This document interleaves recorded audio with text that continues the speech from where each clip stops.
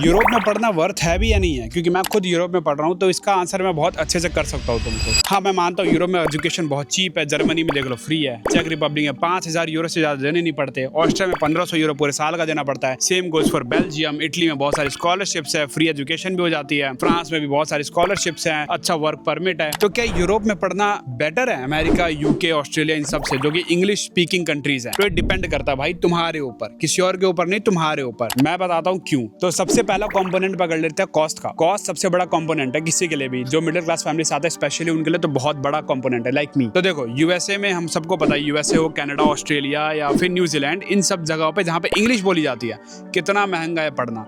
20 लाख 25 लाख तो कुछ नहीं है वहाँ पे, 30-40 लाख से तो बात स्टार्ट होनी शुरू होती है वहाँ पे। लेकिन वहीं हम बात करें जब यूरोप की, फॉर एग्जांपल ऑस्ट्रिया, बेल्जियम या जर्मनी, फ्री एजुकेशन या बहुत ज्यादा चीप है, जो कि बहुत अच्छी बात है। तो यहाँ कॉस्ट के कंपोनेंट में तो क्लियरली यूरोप से अच्छा कुछ है ही नहीं। तुमको लगेगा ड्रीम लैंड भाई, कि free education, high standard of living, इतनी सारी जॉब अपॉर्चुनिटीज और इतनी बढ़िया यूनिवर्सिटीज कहाँ मिलेगी और यूरोप में, इसके अलावा और कहीं नहीं। इंडिया से भी सस्ती फीस है यहाँ पे, फ्री है भाई, इससे ज्यादा और क्या चाहिए किसी को। बिना स्कॉलरशिप के पढ़ाई हो जा रही है यहाँ पे, विच इज गुड। लेकिन कॉस्ट ये अकेला फैक्टर नहीं है स्टडी अब्रॉड करने का खाली, यहाँ पे और भी फैक्टर्स बहुत बड़ा गेम प्ले करती हैं। तो अब बात करता हूँ क्यों यूरोप तुम्हारे लिए सुटेबल नहीं होगा। अब जो सुनोगे उसके बेसिस पे ही डिसीजन लेना यहाँ पे आने का। दूसरा होता है लैंग्वेज बैरियर, बहुत बड़ा लैंग्वेज बैरियर है यूरोप में, मैं मजाक नहीं कर रहा। अगर तुम जर्मनी जाओगे, German, France French, Italy Italian, check Republic check, Switzerland में तो बहुत सारी लैंग्वेजेस है भाई, जर्मन है, इटालियन है, फ्रेंच है।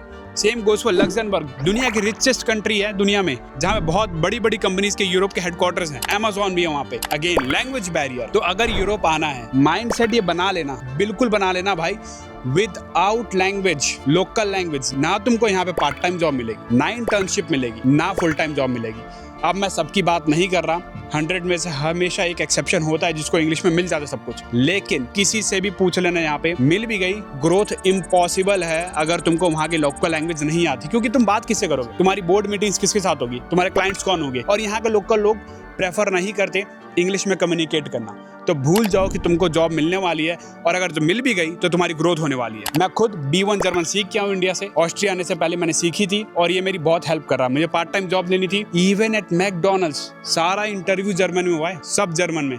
इंग्लिश का सिर्फ एक शब्द सुना मैंने वहाँ पे, वो था ईमेल, बस, सब जर्मन में था। तो मैं पर्सनल एक्सपीरियंस से बता रहा हूँ, कोई दिक्कत नहीं। आओ भाई, बहुत सी जगह पढ़ने के लिए, सस्ती है और हाई स्टैंडर्ड ऑफ लिविंग है, सेफ्टी अच्छी है यूएसए से ज्यादा, सब कुछ है यहाँ पे। बट बस लैंग्वेज सीख लो यार, बस लैंग्वेज सीख लो, बहुत बड़ा फेवर करोगे अपने ऊपर तुम। तीसरा, जॉब मार्केट। अब जॉब मार्केट देखो यूरोप की बड़ी है, यूएसए से बड़ी नहीं है फॉर श्योर। और जॉब मार्केट के साथ तुम मिक्स कर दो यहाँ का लैंग्वेज बैरियर। एक तो जॉब मार्केट अभी अच्छी नहीं चल रही करेंटली, सबको पता है, यूएसए में खराब चल रही है, जबकि इंग्लिश चलती है वहाँ, तो इंटरनेशनल स्टूडेंट वहाँ पे स्ट्रगल कर रहा है। अब यहाँ पे ना इंग्लिश चलती है और ना जॉब मार्केट अच्छी है, तो तुम समझ सकते हो जॉब मार्केट अभी यूरोप में कैसी होगी। तो ये थर्ड सबसे बड़ा फैक्टर है डिसाइड करने से पहले। चौथा, PR, post study work visa या फिर सेटलमेंट। तो देखो यहाँ पे पीआर मिलना ईजियर देन यूएसए है फॉर श्योर है, लेकिन एक कॉस्ट पे, कि तुम यहाँ पे अपनी फील्ड में जॉब कर रहे हो, तुम्हें यहाँ की लैंग्वेज बोलनी आती है मिनिमम, मतलब कम से कम B1 लेवल तो आती है, A2 लेवल आती है। उसके बिना ना तुमको कोई जॉब के लिए पूछेगा, ना पीआर के लिए पूछेगा। तो देख सकते हो लैंग्वेज कितना बड़ा रोल प्ले कर रही है तुम्हारे जॉब में, पार्ट टाइम में, इंटर्नशिप में, सेटलमेंट में, पीआर में, सिटीजनशिप में, सब जगह तुमसे पूछी जाएगी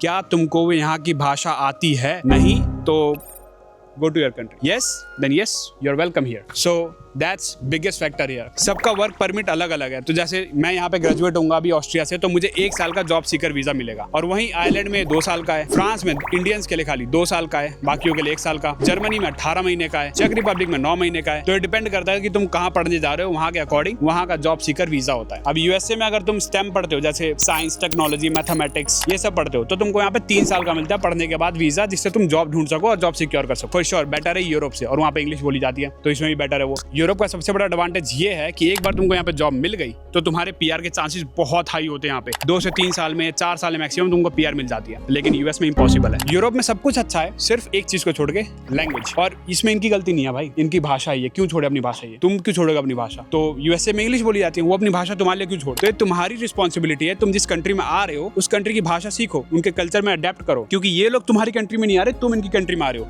तो तुमको अपॉर्चुनिटी चाहिए, तो इनके कल्चर में ढलो, इनकी भाषा सीखो, और ये फिर तुम्हें ओपन आर्म से वेलकम करेंगे, कोई डाउट नहीं है इसमें। तो अगर यूरोप आना है, लैंग्वेज सीख लेना, बहुत बड़ा एडवांटेज होगा। लेकिन अगर तुम्हें ये है कि लैंग्वेज नहीं सीखना, मुझे तो बस इसलिए आना है कि मुझे बस पढ़ाई करनी है और मैं बाद में भी वापस चले जाऊंगा, या फिर बस मेरे पे पैसे हैं या फिर मैं लोन लेके आ रहा हूँ, मुझे टेंशन चाहिए नहीं पार्ट टाइम जॉब की, लैंग्वेज और इंग्लिश की, मैं बस पढ़ाई करूँगा, इंग्लिश में जॉब मिली तो ठीक, नहीं तो मैं वापस चले जाऊँगा।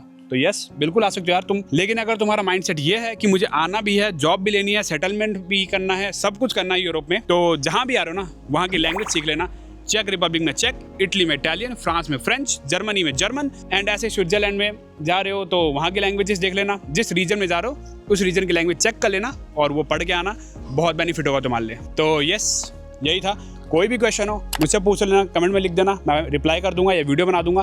और ये मेरे इंस्टाग्राम आ रहा हो कहीं पे, फॉलो कर लेना, वहाँ पे DM कर देना मुझे, कोई भी क्वेश्चन हो रिप्लाई कर दूंगा या फिर रील बना दूंगा तुम्हारे क्वेश्चन पे, जिससे तुम्हें हेल्प मिलेगी। मिलते हैं, बाय।